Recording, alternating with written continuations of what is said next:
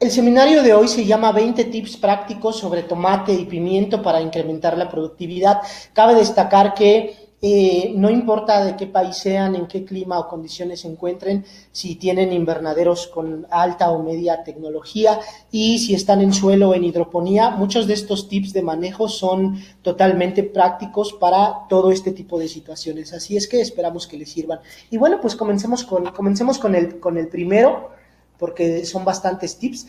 Primero es cómo reducir el tiempo de germinación. Esto es bien interesante, sobre todo en lugares en donde se presentan inviernos y donde hay temperaturas bajas, o cuando queremos germinar, pues en lugares donde las temperaturas suelen ser a veces por debajo de 20 grados, etcétera. Y aquí me gustaría que el ingeniero Joel nos hiciera el comentario al respecto, ya que él en asesoría a uno de los productores paraguayos hace unos meses en el periodo de invierno donde más frío se tenía, es como lograron reducir el tiempo de germinación. Adelante. Claro, este es un tip muy básico, pero muy importante, porque hay que recordar que hay que darle las condiciones óptimas a nuestra semilla para que pueda germinar, y esas condiciones óptimas se centran en controlar temperatura y humedad relativa. Obviamente tenemos una temperatura y humedad relativa óptima, y aquí lo que necesitamos con tapar las charolas pues es acelerar esa germinación. Recordamos que estábamos ahí trabajando con nuestro productor en Paraguay, y él se asombró porque él siempre hacía su germinación pues con las charolas destapadas, ¿no, doctor? Con las charolas destapadas, él así lo trabajaba en pimiento, en locote. Él se tardaba aproximadamente unos 20 días o 15 días, me parece, en germinar. Pues nosotros germinamos en alrededor de 4 días, y él decía, oye, pues lo aceleramos bastante con el simple hecho de ponerle un plástico encima. Es algo muy básico, pero que tiene muy buenos resultados, doctor. Así es, lo que se hace aquí es, obviamente, después de sembrar a una profundidad de 2 a 3 veces el tamaño de la semilla, no mayor, semilla de buena calidad, viable, se humedecen las bandejas y se apilan una tras otra y se envuelven con un plástico. Lo que buscamos es conservar la humedad y la temperatura para que obviamente pueda germinarse. Después de 2 o 3 días se tiene que destapar y mirar si ya se dio la emergencia, y pues ya de ahí le ganaste, como dice en este caso el ingeniero Joel, unos 7, 8 días. Coméntenos si conocían este tip. Algunos que ya tienen experiencia en esto, pues van a parecer que son muy básicos, pero créanme que en general la gran mayoría de los productores no suelen conocer este tipo de tips. Y bueno, pues coméntenos qué les parece el primer tip y pasemos al segundo. Trasplantes tardíos. Esto se me hace bien interesante. ¿Qué es un trasplante tardío? Normalmente el cultivo de tomate o de locote o pimentón, como le llaman en Panamá, o pimiento, pues obviamente se usan bandejas de cierto número de cavidades o charolas, 200 cavidades, por ejemplo, para que tú puedas tener una plántula a 28 días o 35 días en el caso de pimiento, o más o un poco menos. Te lo limita el tamaño de la bandeja de siembra. El alvéolo es el hueco que se rellena de sustrato donde se pone la semilla, como se ve en las fotografías, y entre más tiempo dejes un semillero en la bandeja de siembra, por competencia las plantas buscan luz, se estiran y se alargan. Por eso es que no puedes tener también un semillero mucho tiempo, porque también crece la raíz y se compacta. ¿Qué son los trasplantes tardíos? Los trasplantes tardíos es usar bandejas más grandes de siembra, por ejemplo, de 64 cavidades, de 128, y tener un semillero más grande. ¿Cuánto más grande? Por ejemplo, un semillero de tomate puede estar desde los 27, 28 días hasta los 30, 32. Si te pasas de ese tiempo, la planta se alarga, se empieza a debilitar y se estresa. Pero podemos tener en trasplante tardío una planta de tomate hasta 50 días, 55 días, ya con la primer floración, si la cavidad es más grande. O se siembra en charolas de vivero forestal, por ejemplo. ¿Qué es lo que hacemos? Lo que hacemos es ganar tiempo en bandeja de siembra, y cuando tú lleves al trasplante a tu cultivo hidropónico, cultivo en suelo, en invernadero o en cielo abierto, en vez de esperar, en el caso de tomate, ¿qué les gusta? 75, 80 días desde que trasplantas hasta que coseches, ya nada más esperas 60 días o 55, es decir, adelantas cosecha, reduces tiempo de la planta dentro del invernadero para que puedas iniciar cosecha. Esto lo vamos a hacer aquí con unos productores que estamos asesorando en Texcoco, precisamente porque estamos en pleno invierno y los precios están por las nubes. Vamos a entregar una plántula más grande, de tal modo de que cuando ellos trasplanten y cosechen, todavía alcancen los precios altos que están, ahorita está a $1 el kilo de tomate. Tiene buen precio a un productor, al productor, ajá, y eso con intermediario. Entonces, obviamente, esto se planifica y se prevé que va a durar hasta enero, hasta marzo, abril incluso, porque se prevén 60 frentes fríos en el caso de México, y pues hace que un trasplante tardío ganes tiempo. Coméntenos si conocían esto se puede usar para cucurbitáceas, prácticamente para cualquier hortaliza. Y aquí lo más importante es el manejo del tamaño de la cavidad de tu semillero. Eso es lo más importante en un trasplante tardío. Claro, perfecto, pues vámonos con el siguiente tip, que es la forma correcta de trasplantar. Doctor, ¿qué podemos hacer ahí? Muy bien, aquí este tip es muy importante. La mayoría de los como productores cometemos a veces no tenemos la infraestructura para hacer un semillero propio, y lo que nosotros hacemos es mandar a hacer el semillero con alguna otra persona. Ajá, lo mandamos a hacer con una empresa, etcétera. Coméntenos ustedes ahí, los que son productores, ¿quiénes de ustedes mandan a hacer semillero y cómo les entregan la planta cuando mandan a hacer el semillero? Seguramente se las entregan a raíz desnuda, se las entregan en unas cajas o en unas bandejas, y obviamente se las entregan, pasan varias horas para que obviamente ustedes trasplanten o incluso trasplantan hasta el otro día, y ese es un pequeño detalle. La raíz de las plantas, en cuanto tú sacas la raíz, cuando tú sacas la raíz de la bandeja de siembra, tienes que trasplantarla de inmediato. La forma correcta de trasplante es como se ve en la fotografía. En la fotografía se ve una colega y un colega, él va sacando la plántula de la bandeja y se la da a la colega con los huecos ya hechos y el suelo humedecido, puede ser lo mismo el sustrato ya humedecido, y lo coloca de inmediato en donde va a estar el lugar de crecimiento. ¿Qué es lo que hacemos aquí? Se trasplanta normalmente por la tarde para que no pase todo el día soleado y se deshidrate la planta, y la raíz se saca de inmediato de la bandeja de siembra y solo pasan unos segundos en lo que pasa al lugar de trasplante, que es el suelo. Cuando nosotros compramos una plántula que nos las vende una empresa que nos haga el semillero, lo que pasa es que pasan varias horas y con la raíz desnuda. Lo que hay que entender es que la planta, cuando está en estado de plántula, crea unos pequeños pilosidades, unos pequeños vellos alrededor de las raíces, que son los pelos absorbentes. Estos pelos absorbentes nacen y se mueren literalmente hasta en 24 horas, por ejemplo. Es por donde penetra el agua y los nutrientes. Cuando nosotros sacamos la plántula de la bandeja de siembra y la tenemos a raíz desnuda, pasan muchas horas, los pelos absorbentes se mueren, se estresa la plántula, y por eso es que se debilita cuando la trasplantamos y se ve como caída, que puede ser también un efecto de alta temperatura y deshidratación. Gasta mucha energía en volver a crear pelos absorbentes. Esa energía es energía que pudiera usar para crear tejido nuevo y adaptarse más rápido. La forma correcta de trasplante es, en resumen, llevar la bandeja de siembra al lugar del trasplante, sacar la plántula y pasarla de inmediato al sustrato o al suelo para evitar muerte de pelos absorbentes. ¿Qué les pareció el tercer tip? Esperamos que les haya sido de utilidad y aplica para tomate, pimiento, sandía, melón, berenjena, cualquier hortaliza en general. Esa es la forma correcta del trasplante. Y bueno, formas correctas de hacer acolchado. De hecho, esta fotografía es en la Cerona, una unidad de producción de invernaderos de alta tecnología mediana y baja, que está en Chapingo, cuyo grower fue el ingeniero Joel un tiempo. De hecho, esa foto es, creo que cuando ellos comandaban, capitaneaban la unidad de producción. Y ponemos dos fotos ahí porque pareciera simple solamente poner el mulching o el acolchado, como le llaman, pareciera simple, pero tiene su chiste.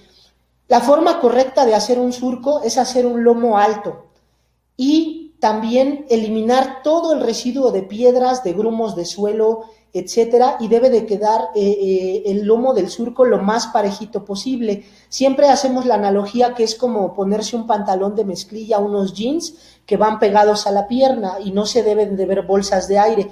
Lo mismo debe pasar con los surcos, con el acolchado. ¿Por qué? Si ustedes ven la foto que tiene la pantalla de frente de su mano izquierda, ese acolchado, por ejemplo, aparte que tiene muchos huecos, obviamente trasplantaron muy seguramente lechugas ahí, ustedes pueden ver que se forman bolsas de aire entre el acolchado y el surco. ¿Por qué? Porque obviamente el surco está hecho como con bordes, y eso hace que se acumule humedad y temperatura, y por lo tanto se desarrollen hongos y bacterias dentro. Si ustedes meten su mano dentro del acolchado, donde hay un hueco, ustedes van a ver que se siente muy caliente y húmedo.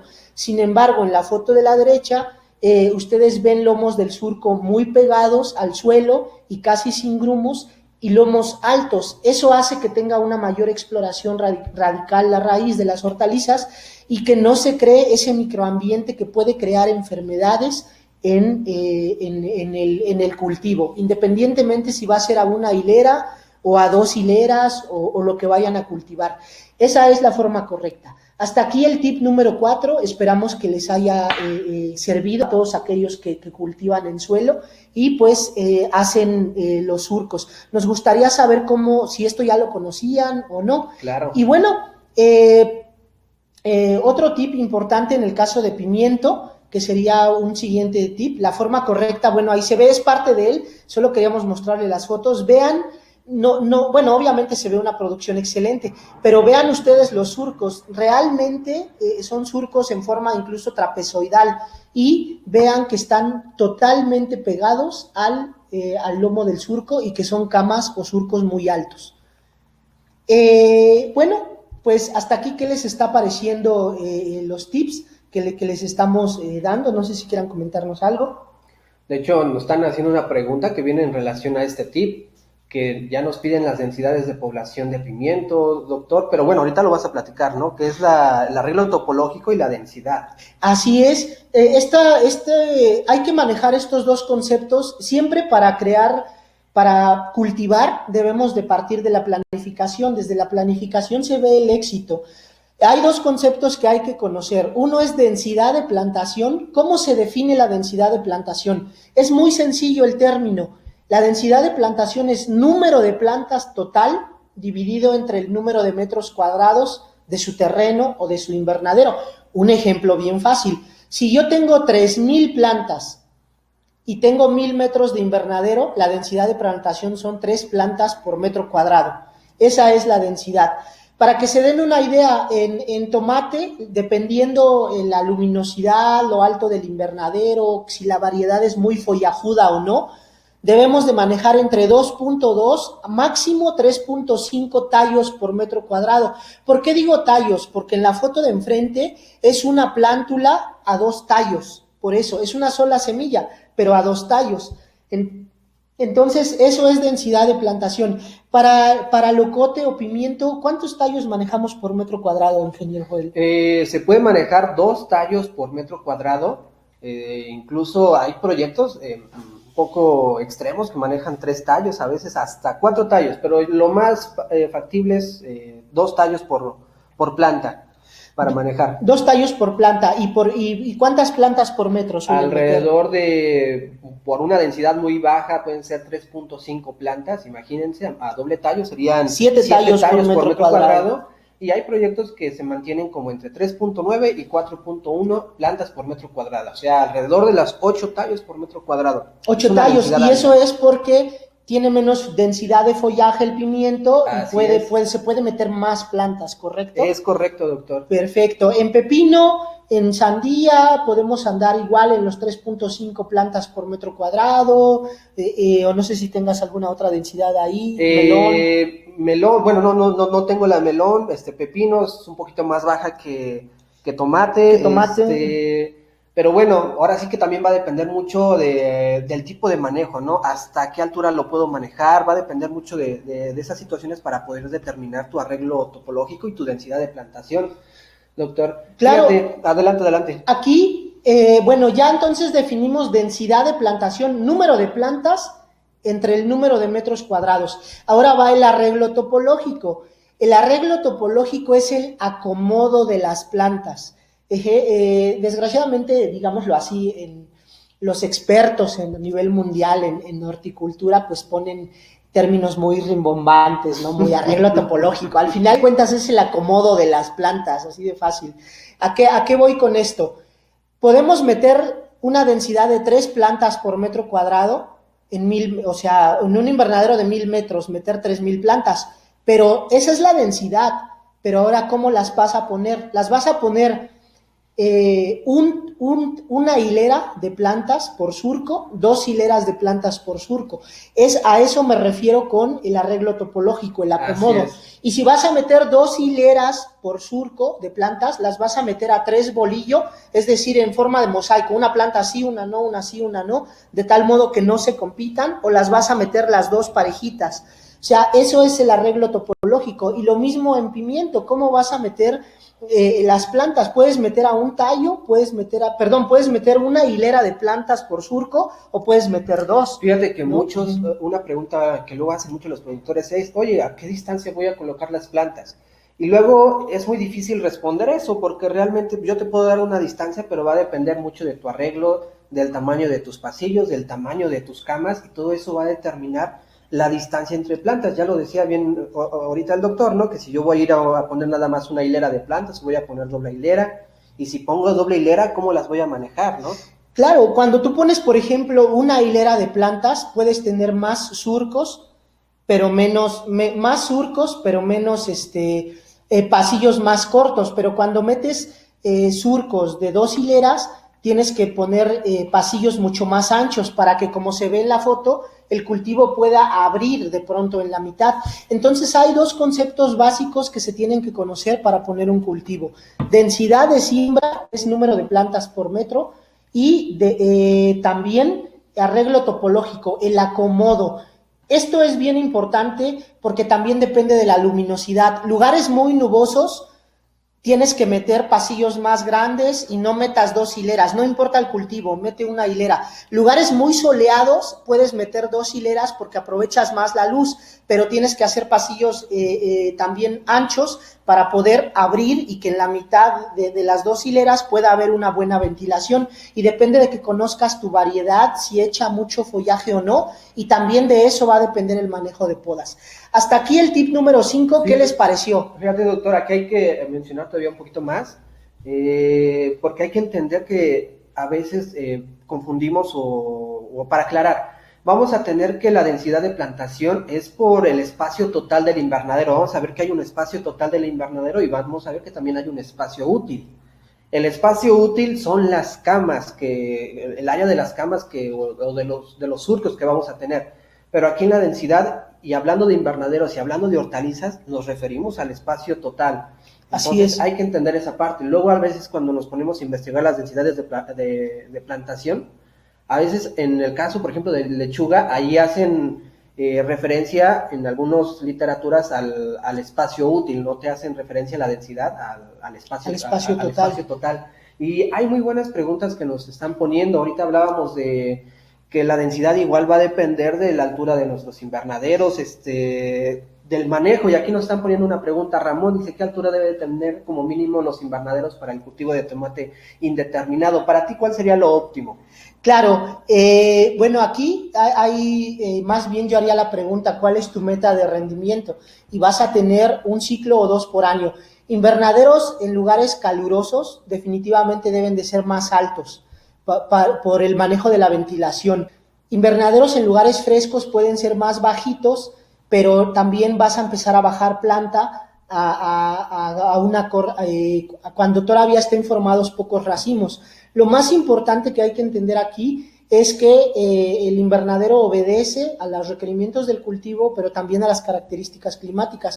Para mí, un invernadero ideal tendría que ser mínimo de 3 metros al canalón, y de ahí a la cima mínimo 5 metros. Ideal, pero obviamente es más caro, debería de ser de unos 4 metros al canalón, que ya te permite en tomate indeterminado llegar a unos 17, 20 racimos o más, y obviamente con una ventila cenital pues de mínimo unos 80 centímetros de abertura, ¿no? Eso sería un invernadero como ideal, pero entre más alto tiene que ser de calibres más gruesos para resistir pues obviamente la fuerza del viento, ¿no?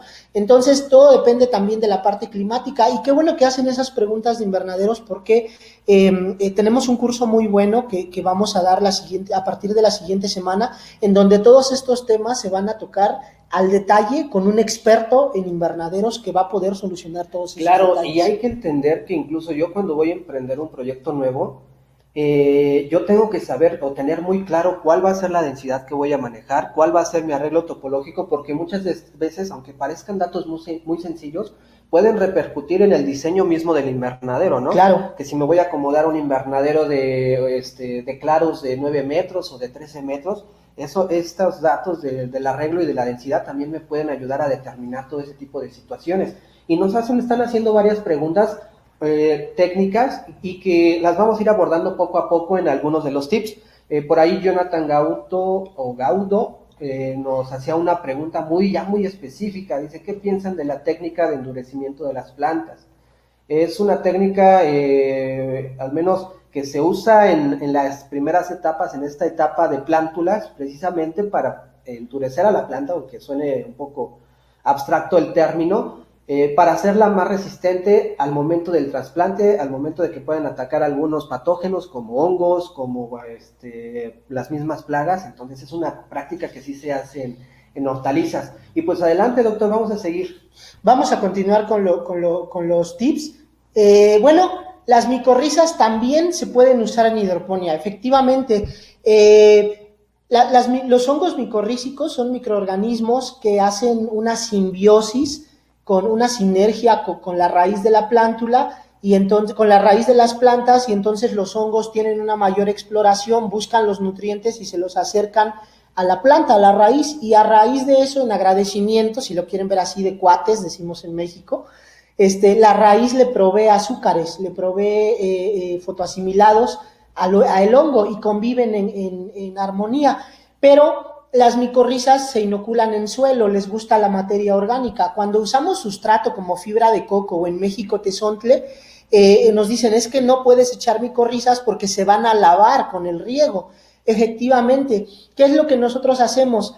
En el caso de la fibra de coco o de sustratos como arena de río, mezclas, o de tezontle, que es roca volcánica, que existe mucho en México, Guatemala. Yo he estado en Costa Rica, allá también hay esa roca, pero no la usan para agricultura, no mucho.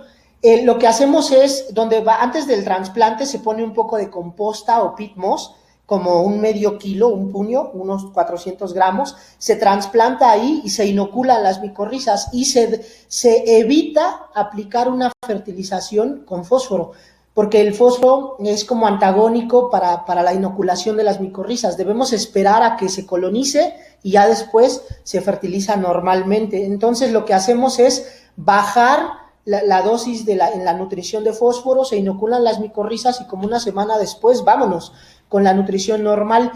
¿Qué es lo que nosotros vimos directo en campo? Que puedes reducir con micorrizas hasta en un 10-15% el uso de fertilizantes. La fórmula de nutrición, en vez de concentrarla al 100, a lo mejor con un 80-85%, la plántula no lo resiente. ¿Por qué? La mayoría de los nutrientes que están ahí, muchos de ellos se drenan, no los alcanza a absorber la planta. Entonces, lo que hacen las micorrizas es que antes de que estos se drenen, los aprovecha. Por eso es que hay un ahorro en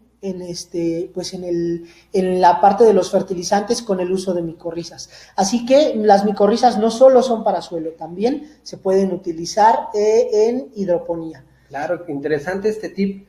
Y tenemos otro tip que ya va de la mano con el anterior, y también va de la mano con uno que ya estaba comentando el doctor, del tamaño de los contenedores y de la importancia de los pelos radicales. Ya hacía mención de que los pelos radicales nacen y mueren las 24 horas del día y siempre se están regenerando.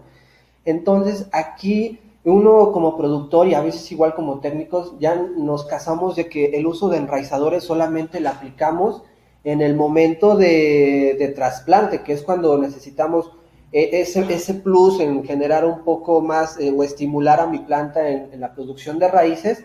Sin embargo, se ha estudiado y hay compañeros que son específicamente especialistas en el tema de raíces, y se ha llegado a la conclusión de que el uso de enraizadores tiene que ser de manera constante a lo largo del todo el ciclo, porque los pelos radicales siempre se están generando, entonces tenemos que incentivar a ayudarles a que se estén regenerando las 24 horas durante todo el ciclo del cultivo. Obviamente hay que ocupar dosis muy bajas porque también los costos así es, los costos se elevarían.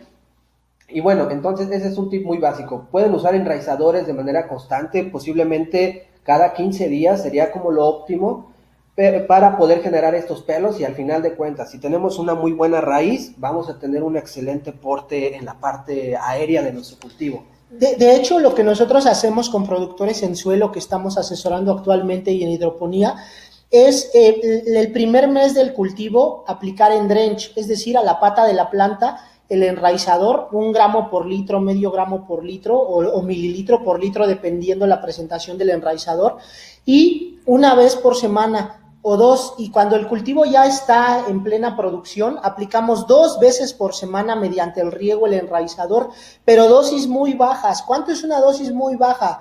100 mililitros, 150 mililitros en 400 litros de agua para todo el cultivo, por ejemplo, ¿no? 2 veces por semana. Eso lo que hace es que intensifica la creación de esos pelos absorbentes que se ven en la foto, que ven que las raíces se ven muy blanquecinas y se ven como peluditas.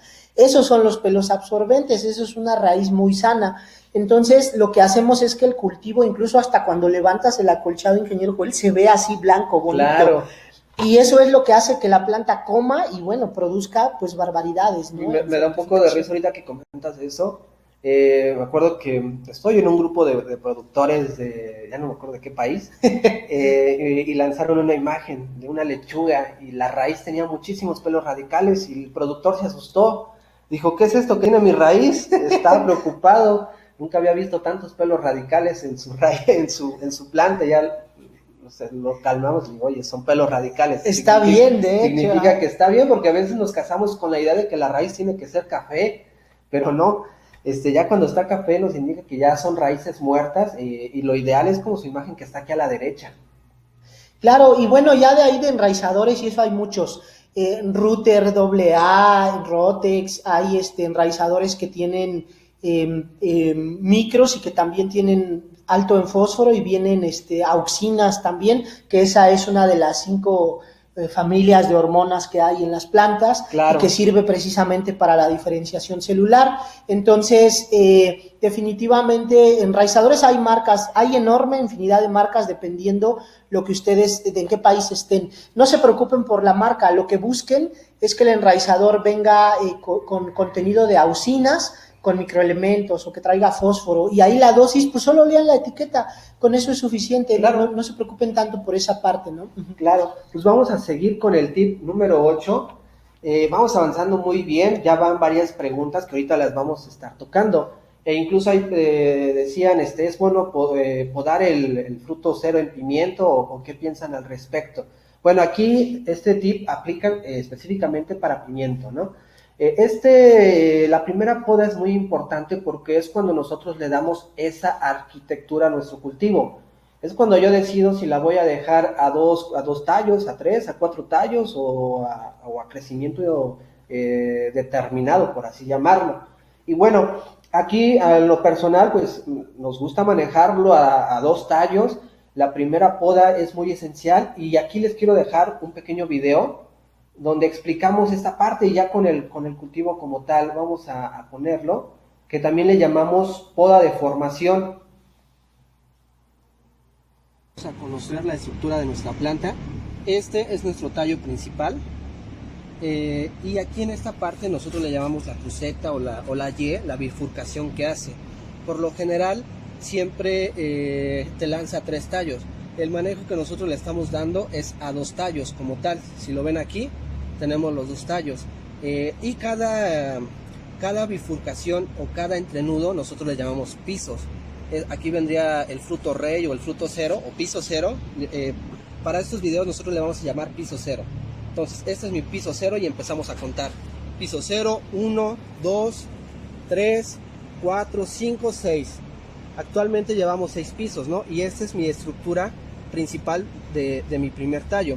Ahora, yo lo que les comentaba era de que para un buen porte vegetativo de nuestra planta, nosotros estamos haciendo podas en los primeros racimos o en los primeros entrenudos. Entonces nosotros quitamos el piso 0, el piso 1, el piso 2 y ya empieza a partir del piso 3.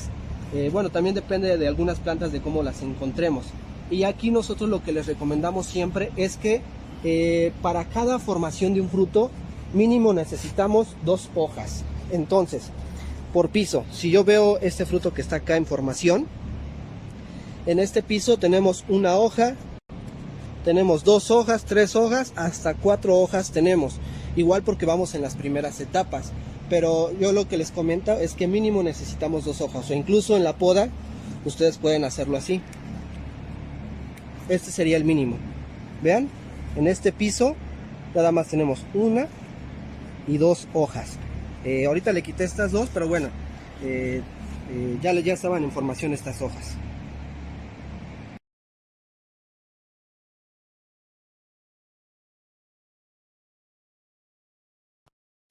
Perfecto, vamos a seguir con la presentación. ¿Qué opinan del video? ¿Les quedó claro un poquito sobre darle esa primera formación a nuestro cultivo? Entonces, aclarando, muchos productores suelen dejar el primer fruto, el fruto que sale en la bifurcación, llamémosle fruto 0, o fruto rey, fruto reina, o flor reina. Entonces, aquí la pregunta es hasta bueno, la misma pregunta que hacía el doctor, ¿no? ¿Qué rendimiento quieres sacar? ¿Hasta cuántos meses quieres seguir produciendo? Y de eso va a depender del tipo de manejo que tú le vas a dar a tu cultivo. Entonces, si nosotros le vamos a apostar por altos rendimientos, por una producción mínima de unos 8 meses, nosotros quitamos el fruto 0, nos quitamos el piso 1, el piso 2, y ya dependiendo de cómo vaya la planta, pues vamos viendo si dejamos o cuántos flores vamos dejando por piso. Y en cuanto al amarre de frutos como tal, vamos a seguir con nuestro tip número 9. Hay que reconocer que en las hortalizas se tienen 2 estados, un estado vegetativo y un estado generativo.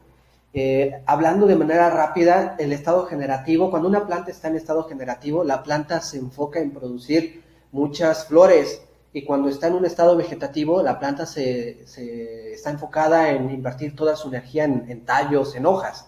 Y uno pensaría, oye, pues yo lo que quiero son producir frutos, que al final, que al final lo que necesito son flores, ¿no? Y uno pensaría, pues voy a tener a mi planta siempre en un estado generativo, pero no. Aquí se trata de mantenerlo en un balance. ¿Qué pasa si yo me excedo de flores? Pues va a haber mucho aborto, los frutos que voy a tener, más bien toda la energía se va para los frutos y nada de energía vamos a tener para que la planta siga creciendo. Entonces aquí la importancia es de que debemos de tener a nuestra planta en equilibrio, y hay muchos factores que que afectan para que una planta se comporte de manera vegetativa y de manera generativa. Uno de ellos es el ambiente. Los días nublados, por ejemplo, y ustedes lo van a ver en sus cultivos, cómo se comporta la planta.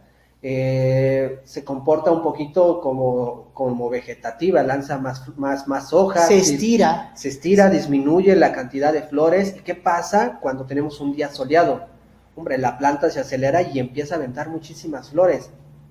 Y bueno, también tiene que ver mucho con el diseño de nuestro invernadero y de las variedades que vayamos a estar utilizando. Al final de cuentas, el invernadero juega un papel importante en cómo se comporta climáticamente el ambiente, cómo se comporta el ambiente, claro, en nuestro cultivo, y que nos va a afectar ya sea como positiva o negativamente. Entonces debemos de conocer muy bien cómo se mueve todo, cómo es el desarrollo climático, pero dentro de nuestro invernadero, y cómo puede afectar al cultivo.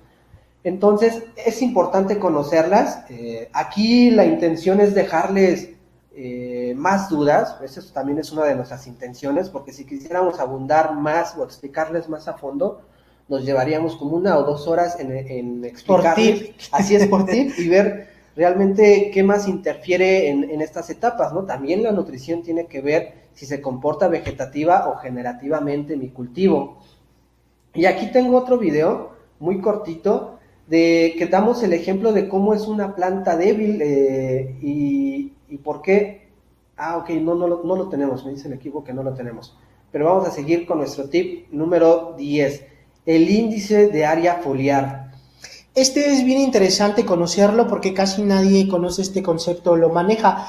De hecho, a partir de este es que se hacen las podas y todo lo demás y se define una densidad de plantación.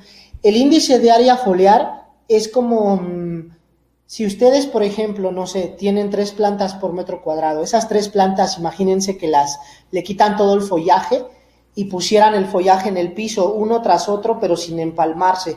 ¿Cuántos metros cuadrados haría ese número de plantas, ¿no?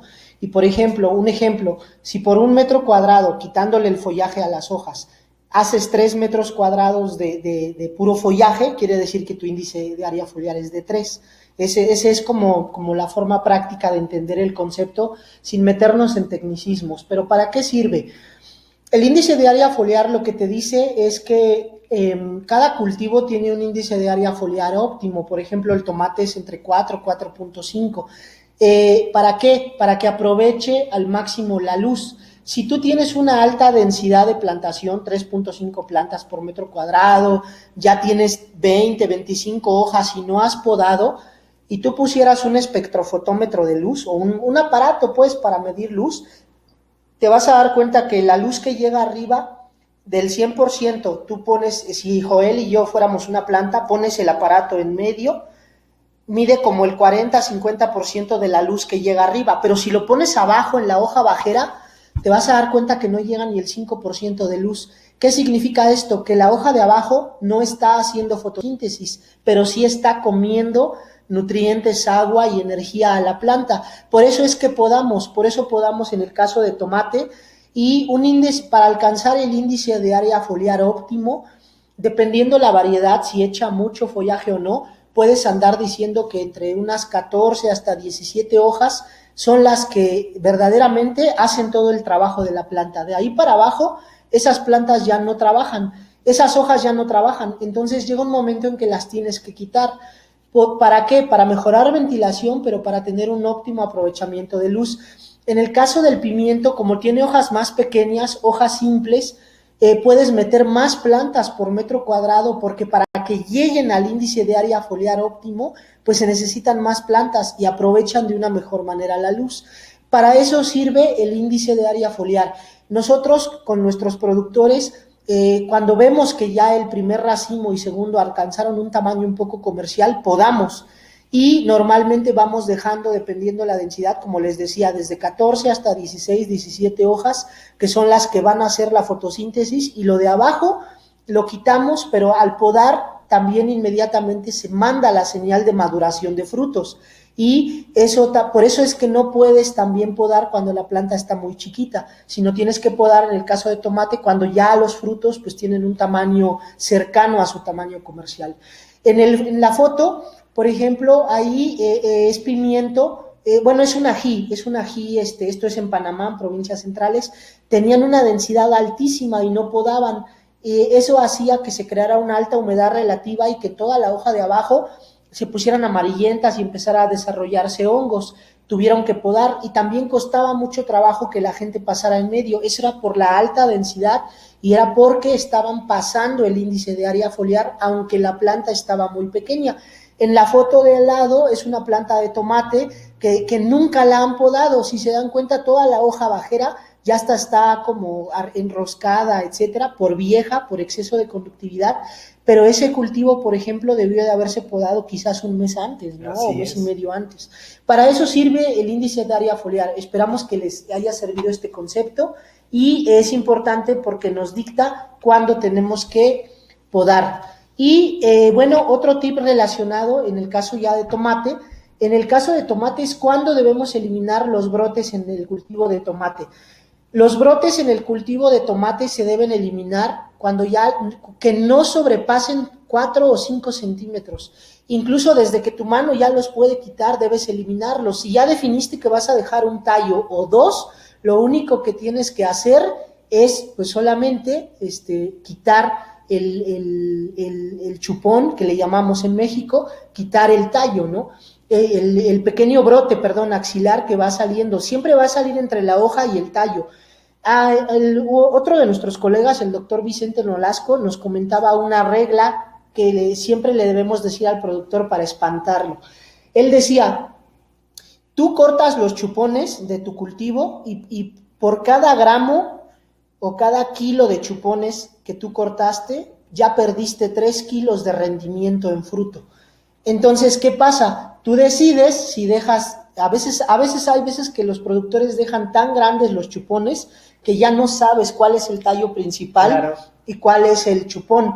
Entonces, es importante quitarlos desde pequeños. ¿Para qué? Para que también desde pequeños se quitan con la mano y la herida es muy poca. Cuando tú quitas los chupones más grandes, que ya los tienes que quitar con tijera de podar o con navaja, lo que va a pasar es que causas heridas muy grandes y tiras savia, o por ahí entran enfermedades como hongos, bacterias y virus, que suelen ser devastadores. Entonces, el chupón, entre más pequeño lo quiten, es importantísimo. Y salen desde la primera semana que trasplantaste hasta el último día del cultivo, todo el tiempo te están saliendo chupones. Así que es una práctica que se tiene que hacer siempre. Nada de que no, pues yo solo quito chupones cada 15 días o algo. Pues sí, pues en 15 días el chupón ya alcanzó 60 centímetros, ¿no? Así es, ¿no? En pimiento, ¿cómo es esto? ¿Se quitan brotes? De hecho, lo vamos a ver en uno de los tips más adelante, doctor. Perfecto. Miren, queremos, ya llevamos en el tip número 11, vamos muy bien de tiempo, creo que sí vamos a poder atender varias preguntas, doctor. Perfecto. Pero, ¿qué les parece si nos damos un pequeño descanso de unos 3 minutos? Pero queremos que vean un siguiente video muy interesante. Y pues bueno, se pueden estirar un poquito. E igual, si tienen alguna pregunta, pues adelante, el chat está abierto. Este video sale a raíz, bueno, obviamente es un adelanto para que se queden hasta el final, y es por todos los que nos están preguntando de las dimensiones del invernadero, de cómo debe ser, pero sobre todo para que se entienda al detalle la relación que hay del ambiente con el manejo del cultivo y con el tipo de invernadero que tienen. Y para aquellos que ya tienen un invernadero, bueno, créanme que este tipo de cosas también les va a servir para modificar su invernadero y hacerlo más productivo. Adelante. Así es, vamos a verlo. Toman en cuenta que apenas vamos en el tip número 11, todavía nos faltan 9, o sea que...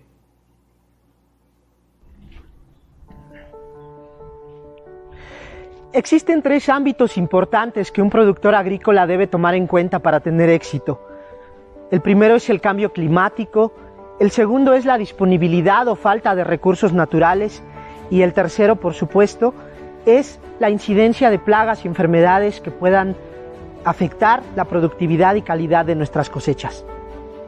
Es por ello que en la época actual, problemas de agentes contaminantes, plagas y enfermedades y factores ambientales adversos amenazan la productividad y calidad de nuestras cosechas.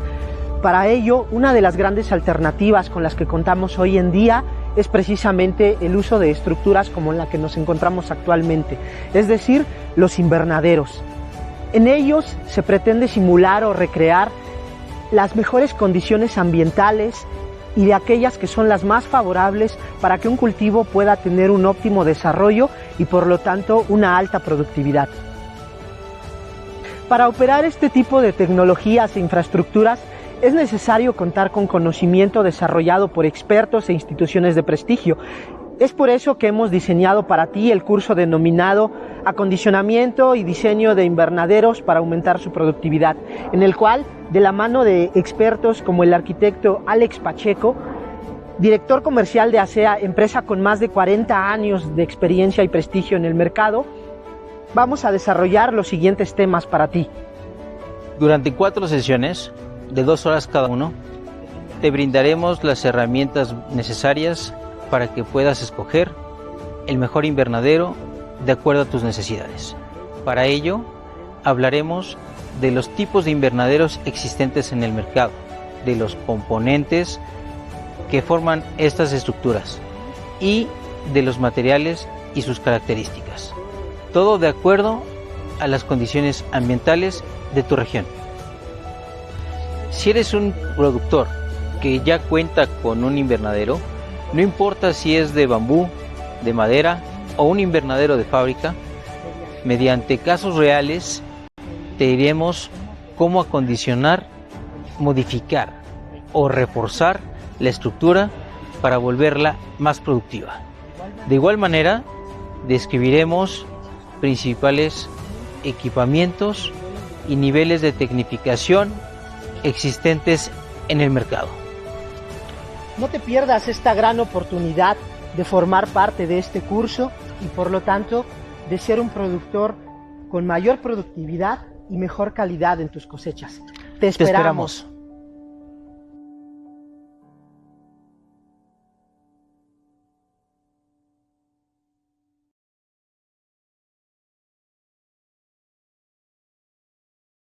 Perfecto, regresamos. Bueno, muy bien. Pues esperamos que puedan acompañarnos en este curso. Créanme que no se van a arrepentir. Y vamos a continuar con el seminario. Después hablamos un poco más de los detalles. El tamaño correcto de los brotes, bueno, ya lo comentamos en tomate. Esta parte es muy importante. Y miren, aquí se ve, vean por ejemplo vean la foto de la izquierda. Ya ni siquiera se ve cuál es el chupón y cuál es el brote. Ajá, y vean el tamaño de a veces de los brotes. O sea, toda esta cantidad de follaje que ya hizo la planta, pues ya no tiene caso dejar los brotes de ese tamaño, porque es energía que la planta perdió que se pudo ir a flores y frutos. Entonces es importante podarlos a tiempo. Otra de las cosas, bueno, son las famosas podas vegetativas y generativas en pimiento. Y bueno, pues adelante, Joel, ¿qué nos comentas? Claro, y va de la mano con el tip número 9, me parece que era, sobre la importancia de conocer los estados vegetativos y generativos, porque también podemos controlar esos estados mediante podas. Y vamos a hablar del caso específico de pimiento. Pimiento, debido a su manejo, es un cultivo que los brotes, a diferencia de tomate, los brotes los quitamos en tomate, ya lo vimos en el tip anterior, pero aquí en pimiento nosotros dejamos los brotes. Ahora, si yo tengo una planta sana, yo puedo dejar los brotes, o lo ideal es a 2 hojas, brotes a 2 hojas. Bueno, esa es nuestra regla, pero ¿qué pasa cuando yo tengo una planta muy, muy generativa? ¿Qué puedo hacer para volverla vegetativa? Mediante las podas. Ok, pues en vez de dejar los brotes a 2 hojas, puedo dejar los brotes a 3 o 4 hojas, dependiendo ya cómo vaya la formación. Aquí el objetivo es que haya una mayor área foliar para que la planta vuelva a recuperar ese equilibrio. Y lo opuesto, ¿qué pasa si yo tengo un cultivo muy agresivo y se me fueron las podas? Ya mis brotes tienen 3 hojas, la planta viene muy vegetativa, pero no avienta nada de flor. Ok, pues la voy a castigar tal vez en algunos pisos dejándole nada más una hoja. Eso va a depender mucho para mantener ese equilibrio entre el estado vegetativo y el estado generativo. Y aquí también tenemos una regla. Si yo me atraso en las podas, porque luego también una pregunta típica que nos hacen, oye, ¿cada cuándo tengo que podar mi cultivo? Pues lo tienes que mantener a raya. Si tú ves que tus brotes ya tienen 2 hojas, ok, pues ya es momento de podarlas, incluso adelantarte. Y a lo mejor puede ser que las puedas estar realizando cada 15 días en pimiento. En tomate es una planta más vegetativa, con un crecimiento más acelerado, y la vas a tener que estar podando incluso cada semana. Eso es obligatorio, pero va a depender mucho de cómo se está desarrollando, a qué velocidad. E incluso estas podas vegetativas y generativas pues también se emplean un poquito en tomate. ¿Y cómo se emplea en tomate? Les voy a dejar de tarea que busquen la importancia de conocer o de dejar las hojas bandera. ¿Qué es una hoja bandera? Entonces, la hoja bandera es una técnica que se usa en tomate. Precisamente, si yo veo que una planta está muy generativa, o veo que mi ápice viene muy delgado, pues lo que necesito es darle un poco de fuerza. ¿Y cómo le podemos dar fuerza? Pues aumentando el área foliar. Entonces, en vez de podar, a lo mejor la voy manteniendo bien a raya mi cultivo de tomate, y pues voy a dejar un brote para que me sirva con el objetivo de que engorde, que ese brote pueda alimentar al ápice, y obviamente recuperar ese equilibrio de generativo a vegetativo. Entonces, también búsquenlo un poquito más acerca de las hojas bandera. Y aquí con el tip número 12, vamos con el siguiente tip, que tiene que ver con la hora correcta para podar y tutorar. Este es muy interesante. Fíjense que el productor suele podar, o el trabajador más bien, pues cuando tiene tiempo, ¿no? Y tutorar igual. Pero yo les pregunto a ustedes, porque veo que hay muchos productores ahí por las preguntas que hacen. ¿Ustedes hay una hora del día específica para podar y tutorar o lo hacen así a cualquier hora? Y otra pregunta, ¿a qué hora del día notan que su planta es más quebradiza? ¿Y a qué hora del día su planta es más flácida, como más floja, o sea, más elástica? Les pregunto esto por lo siguiente. En las noches la planta no absorbe agua, no absorbe líquidos. Entonces, en las primeras horas del día, en las mañanas, la planta está más quebradiza. Es cuando pueden quitar chupones y se quiebran con una facilidad enorme, y también las hojas. Sin embargo, esa es la hora para podar antes del mediodía, porque las hojas se quiebran de una manera más rápida y corren menos riesgo de desgajar la planta. Y miren, Maximiliano nos comenta, poda por la mañana muy bien, efectivamente, a eso vamos. Y en el caso de bajar planta, o de tutorar planta, o manipular planta que la van a ir acostando, etcétera, tiene que ser a la hora a la que la planta está más flácida, la que la planta está más flexible, y eso es cuando la planta está absorbiendo agua, y eso es al mediodía, en la tarde. Entonces es cuando pueden doblar los tallos de la planta sin que se quiebren, y es cuando pueden acostar la planta, bajarla, o cuando pueden tutorarla. Esas es las horas del día. En la tarde tutorar y bajar planta, en las mañanas siempre podar. Tenemos unos productores también que por las prisas, los movimientos, etcétera, de su día, han intentado o han bajado planta o han doblado planta en las mañanas y ¡paz!, quiebran el tallo, y esa planta ya traía 12, 15 racimos, y pues ya se la echaron. ¿Por qué? Porque no siguieron la recomendación de bajar la planta a la hora del día a la que se les dice. Ellos dicen, no, hombre, ahorita tengo tiempo en la mañana, lo hago, y cambian las actividades. A veces uno, a lo mejor como agrónomo, no les explica con las prisas la importancia de hacer a la hora del día que les dijiste la actividad, y se les hace fácil, pues mientras no acabe el día, pues hacer las actividades, y acaban lastimando las plantas. O podan en las horas de la tarde, porque en la mañana se les fue con fertilización y todo, y cuando quiebran las hojas se desgaja, se corre la epidermis, y pues le causan una herida enorme por donde tira savia y por donde se enferma la planta. Entonces ahora ya saben, hay una hora correcta para podar y para tutorar, en general cualquier hortaliza. Así que, ¿qué les pareció este tip? Y bueno, forma correcta de tutoreo en los cultivos. Claro, aquí les quiero presentar el siguiente video. Muy práctico, igual, que hacemos referencia al tutoreo. Vamos a reproducirlo. Para el tutoreo, nosotros siempre colocamos dos tutoreos, obviamente, para los dos tallos que vamos a tener. Uno siempre lo ponemos en la base y el otro lo ponemos antes de la bifurcación. Nosotros estamos usando estos anillos, que es de la marca Bato. Son muy buenos los anillos, muy resistentes. Ya llevamos como 5 años con estos anillos y nos siguen durando. Obviamente los tenemos que cuidar bien y desinfectar de una manera óptima. Ahora, el tutoreo debe de ser muy ligero y siempre lo debemos hacer en el mismo sentido. Si se dan cuenta, todo viene en el mismo sentido, y pues nosotros siempre procuramos tener nada más media vuelta entre cada entrenudo.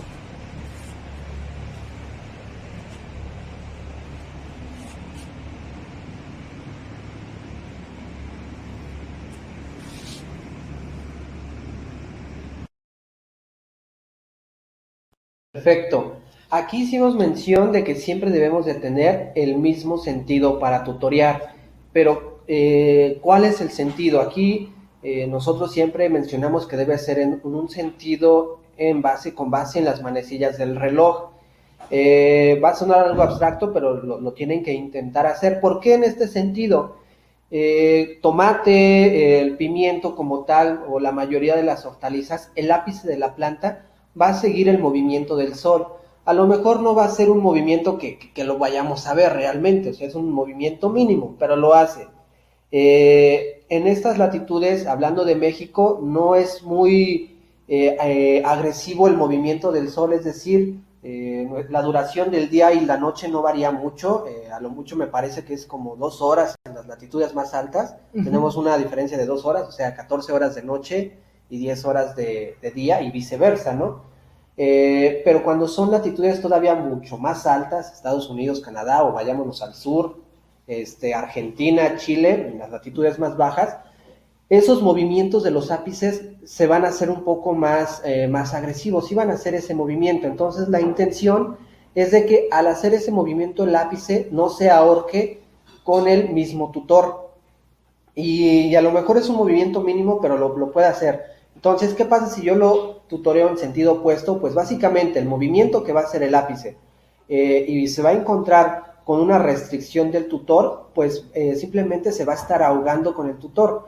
Y esto puede causar un estrés en la planta. Incluso algunos como manejo, y esto específicamente en tomate, cuando tenemos un cultivo muy estresado, que viene muy generativo, el ápice muy delgado, ellos optan por no tutorear dándole vuelta a la planta, sino colocarle un anillo al tallo, precisamente para darle esa holgura al tallo y que casi nada toque el ápice, o sea, que se mantenga lo más holgado posible mi tallo y se pueda desarrollar bien.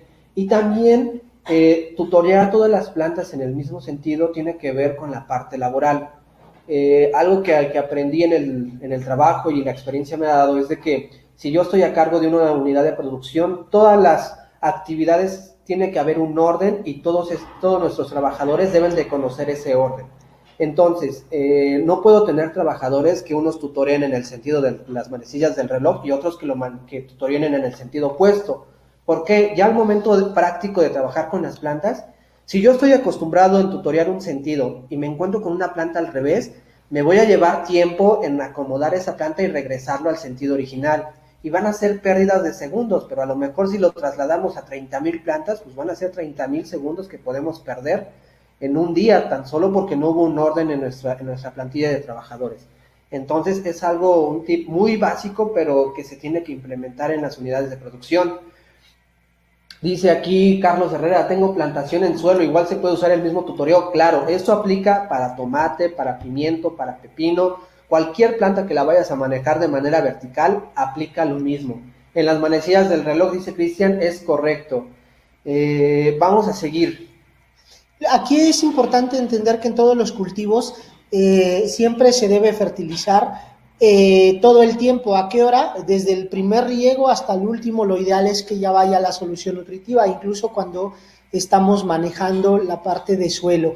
No hay una hora específica para regar, más bien es cuando la planta te demande agua, cuando tu sustrato se seque, pero los riegos deben de ser, dentro de lo posible, cortos pero frecuentes. Claro, doctor. Mira, aquí hay una pregunta que no va muy acorde al tema, sin embargo, la importancia que tiene, yo la quiero retomar, es de Lucio Coronel. Dice, aquí en Paraguay en la familia nos realizamos un análisis de sangre donde tuvimos altos niveles de insecticidas tóxicos que se encuentran en las frutas y verduras. ¿Cuáles son los insecticidas recomendados por ustedes? Bueno, aquí yo entiendo, yo lo entiendo así, supongo que Lucio eres productor, entonces, aquí siempre cuando hablamos en materia de plagas o de plaguicidas y de hacer un uso correcto de los instrumentos para protegernos, es algo que debemos de tener muy en cuenta en el lugar donde nos encontremos, el cultivo que yo esté produciendo.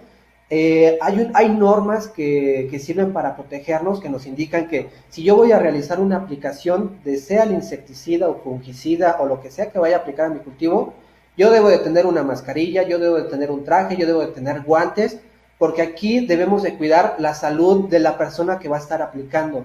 Me tocó trabajar en una unidad de exportación y nosotros tuvimos que hacerle análisis de sangre a nuestros trabajadores para saber cuáles de ellos todavía podían seguir realizando aplicaciones foliares en nuestros cultivos. Entonces, es algo muy importante que no va tan de la mano con lo que estamos hablando, pero es algo muy importante que siempre debemos de mencionar, que debemos de aprender a cuidarnos, a cuidar a nuestros trabajadores, y si nosotros somos los mismos productores, adelante. no debemos de escatimar en tener un buen filtro o un buen equipo de protección, ¿verdad, doctor? Claro, y por último, siempre en el manejo integrado de plagas, lo primero que se recomienda son las barreras físicas, o sea, tu invernadero, las mallas, después usar productos orgánicos, extractos vegetales para controlar plagas o enfermedades, es decir, insecticidas a base de ajo, chile, NIM, etcétera, y después los químicos al último, pero de preferencia siempre los de etiqueta verde. Así es. Evitar etiqueta amarilla, azul, obviamente roja ni de chiste, ¿no? Eso es lo interesante ahí. Y bueno, pues si quieren vamos avanzando y vamos a la par escogiendo más preguntas que podamos ir respondiendo. Polinizar sin abejorros. Miren, esto es bien interesante. Hay que entender que en el caso de tomate, la polinización, cuando uno mete al invernadero abejorros, los abejorros son kilos, eso es definitivo. Una colmena normalmente te puede durar unas 12 semanas, 10, 12 semanas y te alcanza para 2,000 metros de invernadero más o menos. Hay unos que dicen que para 1,000, depende del tamaño de la colmena. Pero es un hecho que si tienes una buena nutrición, tu invernadero le da las condiciones ambientales de temperatura y humedad al cultivo adecuados, puedes meter colmenas. En lugares donde se calienta demasiado el invernadero, 40 grados, 38, no sirve de nada meter colmenas porque la colmena no va a salir. El abejorro va a salir cuando ya no sienta calor, pero a esa hora ya cerró la flor, entonces ya no poliniza. Entonces, y si tu invernadero tiene parches por donde sea, no tiene malla antiáfidos, pues los abejorros se van a ir para el campo, ¿no? Entonces es importante polinizar. Los abejorros son importantes, pero bueno, dicen, bueno, ¿y qué hacemos cuando no tenemos abejorros? Aquí viene el tip. Cuando lleguen a temperatura de entre 22 y 25 grados y una humedad relativa, por eso se tienen que tener en su invernadero termohigrómetros, que son los aparatitos que miden humedad y temperatura, te registran las máximas y las mínimas diarias. Ustedes van a notar que cuando anden en 40% de humedad relativa, un poquito más, y unos 25 grados, la flor abre. Cuando estén en esa temperatura que normalmente se da entre las 9 de la mañana y las 12, 1 de la tarde, tienen que golpear los tutores donde está amarrado el cable, donde están amarradas las plantas. Y eso hace que las plantas se agiten y liberen el polen. Con eso van a mejorar bastante la polinización. ¿Cuándo se debe polinizar? Todos los días a partir de que salga la flor, todos los días, de lunes a domingo. Y ustedes van a notar cómo mejora pues el cuaje de frutos, el tamaño, etcétera, aunque lo ideal sería tener, pues obviamente, abejorros, ¿no? Doctor, ¿tendrás el dato de cuánto podemos aumentar el rendimiento? Yo creo que como un 25% o hasta 30%, te voy a decir por qué. Ajá. Porque no es que solamente, mira, para que un fruto pese y esté grande, no basta que se haya dado la polinización, tiene que formar semilla. Y también el abejorro lo que hace es que el tamaño del fruto incremente y que en una floración que tienes 12, 14, 18 flores, pues el abejorro poliniza todas. Normalmente cuando lo haces sin abejorros hay 2 o 3 flores que no van a cuajar o que dan frutitos, pero frutos sin semilla. Esos frutos ya no crecen y se quedan chiquitos. El abejorro corrige todos esos errores y por lo tanto tienes una polinización más eficiente y mayor porcentaje de frutos polinizados, de flores polinizadas. Por eso puedes aumentar hasta un 30% el rendimiento. Aquí, o sea, se paga. Sergio pregunta, ¿qué diferencia hay entre los abejorros y las colmenas? Bueno, las colmenas pican, ¿no? y los abejorros, de hecho, son diseñados para esto. O sea, el género es Bombix. Bueno, yo lo asocio mucho con una película de Transformers, de Bumblebee, que es abejorro. Entonces en inglés igual, pero es la familia, realmente ahorita no recuerdo. Pero... se me olvida el nombre, pero es Bombix, algo así, el género y la especie. Estos son creados, pues literalmente en granjas, y son...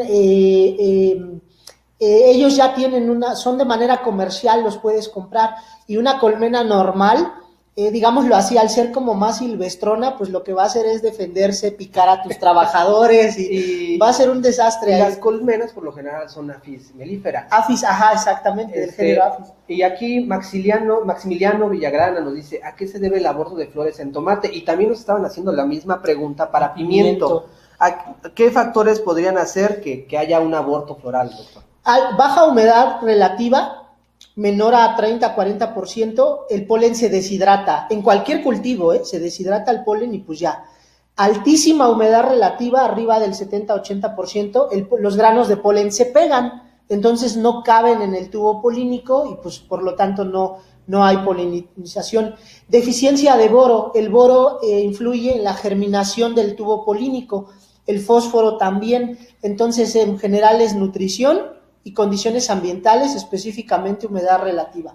Perfecto, y obviamente aquí también tiene que ver mucho que va de la mano las condiciones climáticas, que si están soleados, que si son nublados, nos van a tener un efecto directo, y también puede ser el mismo diseño de nuestro invernadero, ¿no, doctor? Por supuesto, invernaderos sin ventila cenital, muy bajitos, obviamente propician el tipo de plástico inadecuado, el tipo de malla muy cerrada, muy abierta, que no tengas extractores de aire, recirculadores, todo ese tipo de cosas afecta demasiado. Entonces es importante tener mucho cuidado y por eso es que el siguiente curso trata de eso, de diseño agronómico de invernaderos y su acondicionamiento. ¿Qué les parece hasta ahorita cómo vamos? Ya faltan 4 tips. Otro bien importante, podemos usar bombus, no es bombix. Ajá. El nombre científico, de los abejorros es bombus. Bombus, y hay varias especies, impatiens, normal, bueno, es la más común, y ya de ahí pues son varias empresas, Coppert, Natura, etcétera, que las distribuyen a nivel mundial. Otra pregunta interesante, ¿se puede usar soluciones hidropónicas en suelo? Porque normalmente uno en suelo usa pues el famoso fertirriego, ¿no? Pero aquí lo interesante es, ¿ustedes qué creen? ¿Se puede usar fórmulas hidropónicas? Es decir, el balance de aniones, cationes, los 16, 18 elementos esenciales, etcétera, y con eso fertilizar en suelo. ¿Ustedes qué piensan? ¿Se puede o no se puede usar soluciones nutritivas para hidroponía en suelo? Pues miren, aquí me faltó por ahí una fotillo, pero bueno, sí se puede. Este es un cultivo real que estamos llevando a cabo. Estas fotos son de como por abril, pero no, ahorita el cultivo ya, de hecho venía platicando con nuestros colegas de eso. Nosotros lo que hicimos fue por cuestión de pandemia, desafortunadamente, este productor nos contacta y no hay análisis, no tiene análisis de agua, pues tampoco tiene análisis de suelo y pues los laboratorios de las universidades están cerrados, aparte que las universidades andaban en huelga, no, bueno, entonces diseñamos una fórmula hidropónica pero muy diluida y lo preparamos en tanques de 10,000 litros, como se ve ahí, íbamos preparando, acidificando la nutrición y nos fuimos afinando a ojo. El suelo era arenoso, poco fértil o muy poco fértil, por lo tanto nos lo aventamos con fórmulas hidropónicas y de la fórmula base al 100% empezamos con 15%, 20%, 25%, ahorita vamos a andar en el 40% de la fórmula hidropónica y el cultivo actualmente iniciamos cosecha en julio y en 1,000 metros de invernadero 3,000 plantas y llevamos como unas 22 toneladas cosechadas, o sea, equiparable a campo, 220 toneladas por hectárea, pero eso no es todo, o sea, eso es lo que llevamos ahorita cosechando, con fórmulas hidropónicas, muy bajo el costo en fertilizante, para que se den una idea, para 10,000 litros de solución, sumando todos los fertilizantes, yo creo que no llegamos ni a 4 kilos de fertilizante para 10,000 litros de solución nutritiva.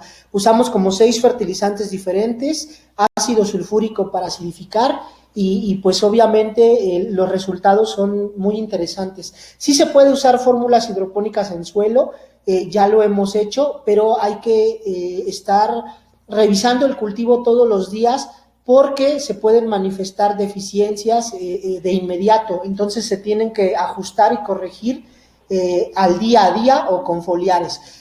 Con este productor trasplantamos en abril, todo lo que es abril, mayo, junio, julio, agosto, septiembre, octubre. En 7 meses hemos modificado como unas 6, 7 veces la fórmula de nutrición, pero definitivamente se puede. Así que, bueno, esperamos que esto les sirva. Obviamente lo ideal es tener un análisis de suelo para partir de qué elementos te aporta el suelo y tú complementarlos con la parte de las soluciones hidropónicas. Y partimos del principio de que una planta se alimenta todos los días, a todas horas, de todos los nutrientes. Sí. No es que los lunes come calcio, los martes fósforo, los miércoles potasio y los jueves magnesio. Incluso ahí había una pregunta, ya no recuerdo quién que preguntaba, pero decía, oye, ¿cuál es la hora correcta para regar?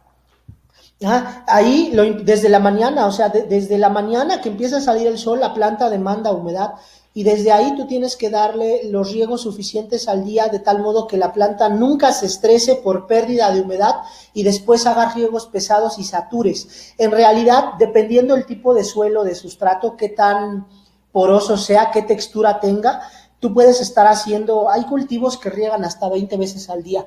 Nosotros, de manera práctica, por ejemplo, en este proyecto que el suelo es arenoso, estamos regando 6 veces al día, concentrando los riegos más pesados en las horas más calurosas. Y eso hablando de un invernadero de suelo. Así en hidroponía se pueden estar haciendo riegos 12 veces, hasta han habido invernaderos que llegamos a tener hasta 21, 25 riegos al día. Obviamente aquí hay que calcular bien cuánta agua le tengo que dar, bueno, la dosis y la frecuencia de riego, ¿no? Que lo vamos a ver en un tip más adelante.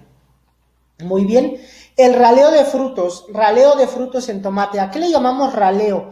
Se da desde las flores como los frutos, es la poda de frutos. Miren, cuando ya tienes un racimo en tomate bien formado, que ya tiene 6, 8 frutos grandes y hubo unas 2 últimas flores que salieron al último y te dan frutitos muy chiquitos, debes de quitarlos, porque esos frutos chiquitos le quitan tamaño al resto de los frutos. Entonces, el productor, siempre que lo ponemos a ralear, es bien gracioso porque el productor siempre peleamos con el raleo. Él se enamora de los frutitos y no, Inge, pero es que aunque sea canica, sea fruto pequeño, se vende, yo lo vendo, aunque sea para la salsa. Lo que el productor no entiende es que ese fruto chiquititito le va a quitar tamaño y calibre a los frutos más grandes. Entonces, es necesario que esos frutos se ralen, incluso desde flor. Claro, desde flor. Y lo mismo, no sé si se haga en el caso de pimiento. A veces se hace, quiero comentar, ahorita hablando de tomate, el caso específico de un compañero que está trabajando, es productor aquí en el centro del país, y él tiene su planta muy bien, lo admiro mucho este compañero, cómo maneja su invernadero, pero él maneja sus tomates, sus racimos a 7 frutos por racimo. Imagínense, hay frutos que le pueden dar 12 frutos, hay racimos que le pueden dar 12 frutos, y él desde flor nada más deja 7 flores en todos sus racimos. ¿Por qué? Porque lo que le apuesta es a una uniformidad en su producción, a calibres grandes, primera calidad, y es lo que vende. Pero también recuerdo que hace como 3 años, más 5 años, visitamos a un productor en Veracruz, y todos sus racimos pues eran segundas y terceras. Y decíamos, oye, ¿a poco para ti es negocio o te compran esta calidad? Me dicen, sí, de hecho me conviene producir las segundas y terceras calidades porque es lo que se vende en el mercado local. Claro. Y eso también es válido, ¿no? Realmente el que te lo va a dictaminar va a ser tu mercado. Si tu mercado te está pidiendo segundas y terceras, pues adelante, vamos a producir segundas y terceras. Pero si hacemos esa evaluación de costo-beneficio y vemos que producir primeras es nuestro negocio, pues adelante, vamos a hacer ese raleo y vamos a ser más eficientes con la inversión de energía a nuestro cultivo. Y también aplica en pimiento. En pimiento, cuando hay una mala polinización, a veces le llamamos nosotros frutos galleta, que son frutos huecos, frutos que son deformes. Incluso ya teniendo experiencia, se pueden ver cuáles son frutos galletas desde a una vez que apenas esté en formación el fruto. O sea, frutos que tengan apenas 2, 3 centímetros, luego su coloración se ve de que no de que va a ser un fruto galleta, que va a ser un fruto deforme. Y desde ahí ya los empezamos a quitar, porque no queremos invertir toda esa energía en un fruto deforme. Aplica para los dos, para tomate, para pimiento, para pepino también aplica. Cuando a veces hay pepinos que salen ya desde pequeños, el fruto en formación se ve, le llaman, que se periquean, que ya hacen como una media luna. Ya cuando viene esa formación, pues ya desde pequeños igual los vamos quitando. Así y vamos a seguir con nuestro siguiente tip, que ahora sí ya va con la parte de dosis y frecuencias de riego. ¿Cómo lo podemos determinar? Esto aplica para cualquier cultivo que tengamos en invernadero. Si es en suelo, ya lo comentaba, lo comentamos de una vez, podemos colocar sensores, tensiómetros se llaman, los sensores de humedad en el suelo, y estos tensiómetros me van diciendo qué tan húmedo o qué tan seco está mi suelo, y obviamente eso me va a determinar si voy regando más o riego menos. Pero ¿qué pasa en hidroponía? ¿Cómo determinamos cuántos litros le voy a dar a mi cultivo? Ok, primero debemos investigar realmente cuáles son las dosis que necesita mi cultivo de agua diario, ¿no? Y en cada etapa fenológica, para tomate, para pimiento, para pepino. Hay que conocer esos datos. Y una vez que ya los conocemos, ok, pues vamos, ahora sí, ¿cuál va a ser esa frecuencia de riego a lo largo del día? ¿Cómo voy a determinar si van a ser 10 riegos, si van a ser 15 riegos o 20 riegos? Ok, lo podemos determinar por los porcentajes de drenajes, incluso esto también me determina si estoy regando en exceso o mal. Cuando estamos hablando de hidroponía, y aquí como ustedes también le llaman cultivos en maceta, podemos nosotros medir cuánto drena mi planta a lo largo del día. Es decir, si yo le riego 1 litro de agua a mi planta, yo voy a medir cuánto son los mililitros que drena. Entonces, si yo le riego 1 litro y me drena 300 mililitros, entonces el porcentaje de drenaje es del 30%. Y aquí hay un dato muy general, pero que pueden tomar como base, es manejar todos los cultivos a un porcentaje de drenaje del 30%, y así los podemos mantener, hablando de manera general. Pero ya si nos vamos por cultivo, vamos a ver que cada cultivo tiene necesidades distintas, igual a lo largo del día, pueden presentar que en cierta etapa del día necesiten un porcentaje de drenaje más alto o un porcentaje de drenaje más bajo. Incluso también tiene que repercutir con la conductividad eléctrica y pH de nuestros cultivos. Hay que investigar mucho en esa parte. Vámonos con el tip número 19, que es revisar el contenido de cada uno de nuestros fertilizantes. Aquí yo pongo el ejemplo, son 3 fertilizantes, son 3 nitratos de calcio, pero de marcas distintas. Un nitrato de fertilizantes Molino, de Yara y de Haifa, marcas muy comerciales. Y bueno, a lo mejor si cuando el ingeniero dice o cuando su asesor les comenta, oye, tienes que poner tantos gramos de calcio en tu solución nutritiva o en tu invernadero, ok, ¿cómo voy a saber qué nitrato de calcio voy a ocupar? Bueno, primero debemos de saber que todas las empresas formulan distinto. Aunque encontremos un nitrato de calcio, cada empresa va a formular distinto, y puede ser que en algunas empresas me vendan nitrato de calcio pero con más moléculas de agua. Y por ejemplo, vean el fertilizante que está de su lado izquierdo. Ahí viene, lo voy a remarcar con un lapicito, con un lápiz. Aquí viene la fórmula del calcio.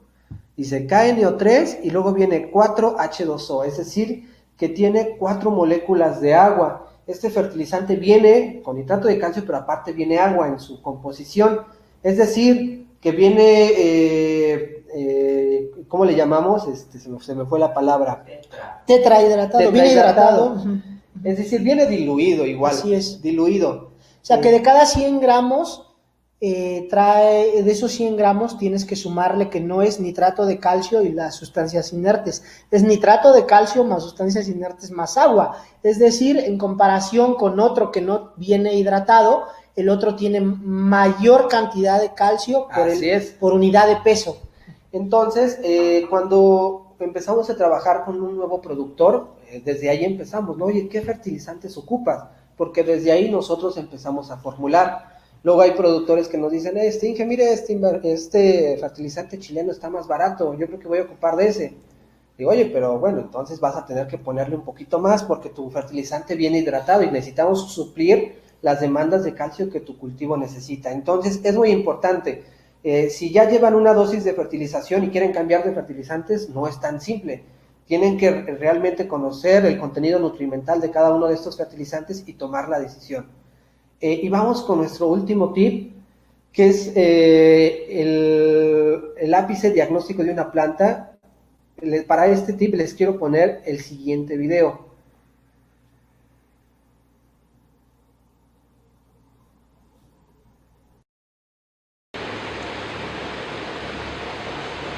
Ok, una de las partes importantes es revisar cómo está nuestro ápice. e incluso ahorita nosotros estamos aquí sobre un banquito, un carrito que nos ayuda más o menos ahora sí a ver la planta, pero desde arriba.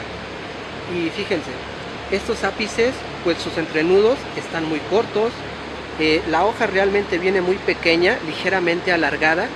Entonces estos son indicadores de que viene un poco generativa la planta. Vean este ápice es totalmente distinto. Este ápice, aunque viene deforme esta hoja, pero bueno, viene su hoja un poco más ancha. Entonces me indica que este ápice viene un poquito más generativo, pero vean, también trae muchos botones florales formados. Entonces yo les había comentado que hay dos etapas, vegetativas y generativas, porque esa es apenas la introducción. Cuando vamos más adentrados en el manejo de cultivos hidropónicos o hortícolas, vamos a ver que dentro de esas dos etapas todavía hay otras dos. Entonces hay una vegetativa fuerte, hay una vegetativa débil, hay una generativa débil y hay una generativa fuerte. Entonces esta viene como una vegetativa, pero muy fuerte, porque trae hojas muy anchas, pero también viene con muchos botones florales, incluso pues demasiados. No es tan sano ver este tipo de particularidades en el ápice. Esto en cuanto a forma, pero lo siguiente también que se tiene que evaluar también es la misma coloración del ápice. Incluso hay algunos técnicos especialistas que nada más se dedican a ver cómo cambia el color del ápice a lo largo del día. Y eso es una de las recomendaciones que quiero que hagan. Váyanse a su invernadero, fíjense cómo está el color del ápice en las primeras horas de la mañana, a mediodía y en las horas del atardecer. Van a ver que se van a encontrar con una coloración distinta a cada una de las horas del día. Y eso también es un indicador de cómo se encuentra tu ápice en ese momento, que a lo mejor requiere otro tipo de condiciones climáticas o nutrición que tú puedes mejorar, pero simplemente es con visualizar tu ápice.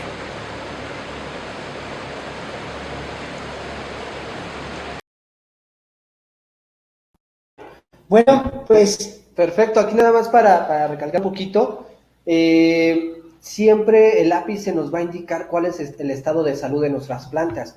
Incluso es una práctica que siempre tomamos en los invernaderos. Cuando vamos a iniciar actividades día con día, es hacer un recorrido en el invernadero, verificar cómo está tu ápice, si está muy delgado, si está muy grueso, y eso nos va a indicar a lo mejor qué zonas de nuestro invernadero va a requerir una atención más rápida o qué otra parte del invernadero la planta nos puede aguantar un poquito. Entonces es una práctica que ustedes deben de realizar, ser muy observadores con sus ápices e incluso si pueden tomar medidas, qué mejor. Nosotros siempre cuando tomamos un proyecto nuevo, una de las cosas que les pedimos es que hagan esas mediciones, muestren unas 10, 15 plantas en sus invernaderos. Bueno, va a depender mucho de cuánto es la unidad de superficie, pero tomarles esas medidas, cuál es el ancho del ápice, cuál es el tamaño de sus hojas, cómo vienen, cuántos botones florales vienen, son varios factores que podemos tomar en cuenta, tanto para tomate como para pepino, pimiento, que nos pueden entender cómo se está desarrollando nuestra planta. Y hasta aquí vamos terminando los 20 tips. Quisiera que nos pudieran ahí hasta el momento qué les ha parecido toda esta información, si realmente la pueden aplicar de ahora mismo, el día de mañana en sus invernaderos, que yo sí lo veo posible. Y quisiera que nos pusieran allí en el chat. Doctor, vamos a ver unas preguntas, ¿no? Claro que sí. Nos comenta Dimas Díaz. Dimas, un gusto saludarte. Si eres el mismo Dimas que conocemos de hace años, vino también a México. En clima caliente, la conductividad ideal para el tomate, cuando tienes altas temperaturas hay una mayor tasa de transpiración, ocupas más volumen de agua y yo no pasaría de una conductividad de 2, no más allá. En drenaje, evitar llegar a 2,7, a 3, porque ya puede haber algunos problemas. Cuando hay estamos en lugares como más fríos, la conductividad puede ser incluso un poquito más alta. En este caso, ahí con él. Y Juan Pablo Montero pregunta, ¿se puede polinizar con abejorros y vibraciones? Se refiere a las vibraciones al golpear los tutores, ¿no? Ya no es necesario, si tienes los abejorros ellos van a hacer la chamba, pero pues si quieres ahí como que no está de más a veces como curarse en salud, ¿no? Por algún día nubladón o muy caluroso que los abejorros estén de flojos, pues ahí les echas una ayudadita, ¿no? Claro, y hay que comentar también en pimiento. Sí he visto productores que luego meten abejorros, pero no se ocupan. Realmente pimiento es una planta que se autopoliniza sola, lo mismo que el tomate. Que pepino, y tomate. Bueno, no sé de cuántos de aquí conozcan el tomate de cáscara. Physalis ixocarpa. Creo que solo en México se da. Es un tomate de bolsita, pues. O sea, bueno, es otra cosa. Pero bueno, entonces en pimiento no se ocupan los abejorros, tampoco en pepino. No nos tenemos que preocupar por esa parte. Pastor Rafael Chirinos nos pregunta, ¿se puede sembrar pimiento a cielo abierto a distancia de 20 centímetros por planta? El mismo comentario que decíamos, luego nos llegan preguntas de ese tipo, ¿no? De si las puedo sembrar a 20, a 30, a 40 centímetros. Va a depender más bien de tu arreglo topológico. Ese nos va a indicar si estamos bien o estamos mal. Así es. ¿Se puede polinizar con soplador? Claro que se puede polinizar con una mochila soplando aire. Solo regulen el aire porque a veces acabas volando hasta la flor, ¿no? Entonces sí tiene que ser una corriente muy despacito.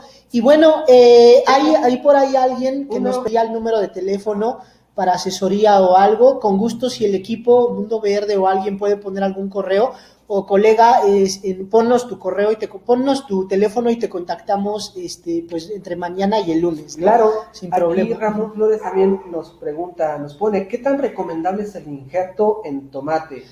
No, fabuloso. De hecho, el injerto lo que hace, bueno, depende para qué lo quieras. Si tienes una plaga fuerte, como nemátodos o una enfermedad como Ralstonia o Fusarium muy fuerte en suelo, pues ahí usas el injerto resistente, que normalmente son materiales silvestres, y arriba en la parte aérea pues un material altamente productivo, pero normalmente en los injertos suelen a veces ser los que más potencial, esa combinación de ambos, del portainjerto con el injerto, suelen ser los que más potencial de producción tienen, ¿no? Claro, entonces, esto en tomate es práctico, un poco caro realmente, pero se ve la diferencia cuando uno emplea los injertos, y los injertos más comunes que tenemos para tomate es el Multifor y el Maxifor, que son los que encontramos, pero sí, es una muy buena opción.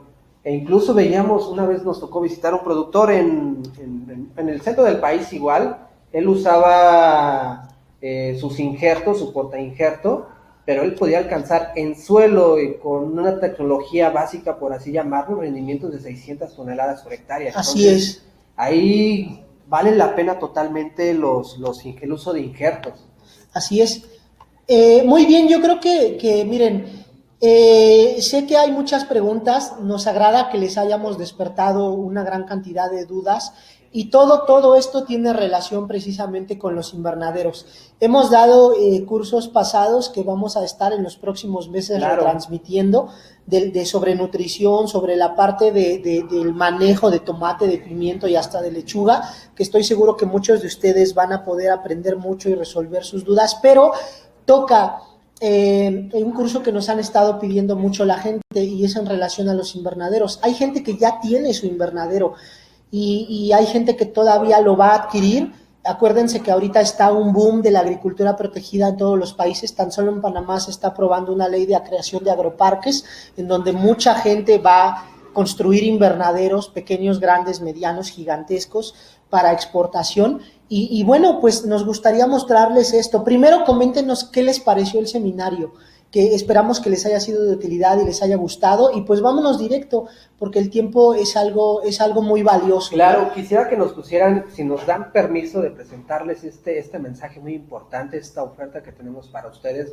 Es un proyecto que hemos estado trabajando por meses, y bueno, quisiera que nos dijeran, sí, estamos dispuestos a escucharlos un rato más todavía. Solo son unos minutitos, no se van a arrepentir. Claro. Vamos a ver aquí en el chat qué nos están poniendo, nos siguen poniendo sus correos, felicitaciones, de lo mejor, qué bueno que les haya gustado todo este material, y pues bueno, vamos a presentárselos.